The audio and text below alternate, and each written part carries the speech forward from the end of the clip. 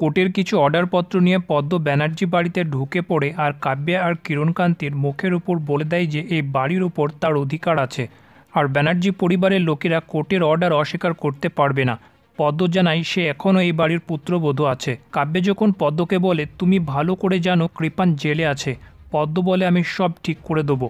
তারপর পদ্ম মেহেককে ফোন করে শেষবারের মতো তার স্বামী কৃপানকে ক্ষমা করে দিতে বলে আর বলে যে উকিল দিদিমণিও এটাতে রাজি হয়ে গেছে, শুধু তুমি দয়া করলে আমি আমার সংসার করতে পারবো। মেহেক বলে আমিও চাই তোর সংসার সফল হোক, যেটা শুনে পদ্ম মেহেককে ধন্যবাদ জানায়। তারপর পদ্ম যখন বলে যে সে এই বাড়িতে থাকবে, কাব্য রেগে গিয়ে পদ্মের হাতটা ধরে তাকে বাড়ি থেকে বার করার চেষ্টা করলে পদ্ম বলে যে বেশি বাড়াবাড়ি করলে আমি থানায় ফোন করব। ঠিক তখনই গীতা পদ্মকে ফোন করে বলে ব্যানার্জি পরিবারের লোকেরা যদি কোনোরকমভাবে তোকে কষ্ট দেয় তুই শুধু একবার আমাকে ফোন করে দিবি। তারপর পদ্ম তার রুমের মধ্যে চলে যায়। কাব্যা রেগে গিয়ে গীতাকে ফোন করে বলে যে গীতা কেন পদ্মকে এই বাড়িতে পাঠিয়েছে। গীতা কাব্যাকে বলে ওটাই ওর আসল জায়গা, ও নিজের স্বামীর বাড়িতে গেছে কোর্টের অর্ডার নিয়ে, তাই পদ্মের সঙ্গে কিছু ভুল করার চেষ্টা না করাটাই কাব্যের পক্ষে ভালো হবে। রতি কাব্যাকে বলে তুই মুখ বন্ধ করে থাক, ও যখন এই বাড়িতে এসেছে ও নিজের স্বামীকেও ঠিক ছাড়িয়ে আনতে পারবে। এখন কৃপানকে বাঁচানোর জন্য পদ্মই আমাদের শেষ ভরসা।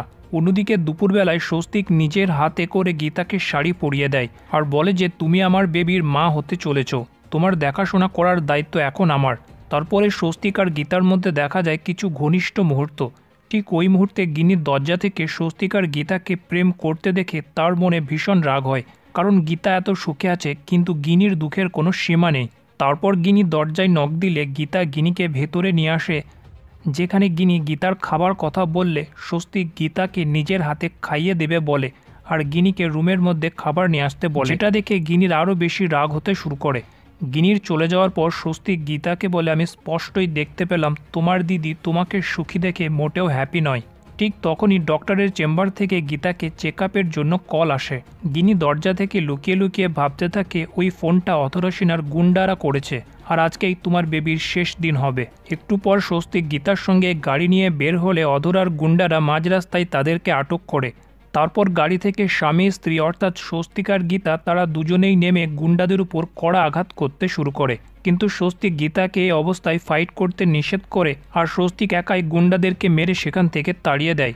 তখনই স্বস্তিকের একটা ফোন এলে স্বস্তিক জানতে পারে যে ডক্টর শহরের বাইরে আছে। তারপর গীতার মনে সন্দেহ জাগে তাহলে ফোনটা কে করেছিল।